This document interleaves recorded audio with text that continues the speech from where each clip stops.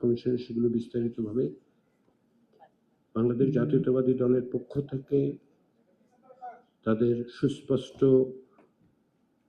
সুপারিশ পরামর্শ, যেখানে তারা একমত সেটা একমত বলেছেন, যেখানে কি কারণে একমত না সেটাও জানিয়েছে।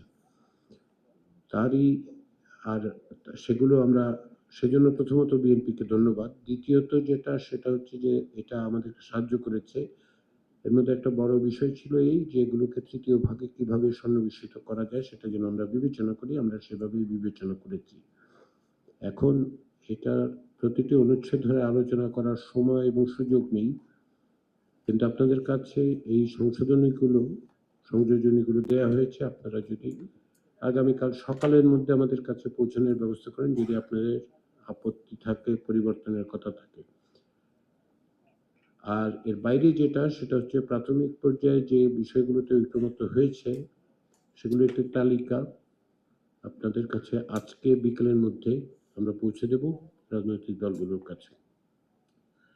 আর আলোচনাটা আমরা দ্রুত করতে অগ্রসর করতে হবে আজকে বিকেল সন্ধ্যা পর্যন্ত, বা যদি প্রয়োজন হয় আরো কিছুটা দীর্ঘমেয়াদে, এবং কালকে আমরা সমস্তটা তৈরি করে যাতে একটা সকলের কাছে গ্রহণযোগ্য ঐকমত্যের জায়গাগুলি চিহ্নিত করা আছে এরকম একটি সনদ আমরা সকলের হাতে তুলে দিতে পারি।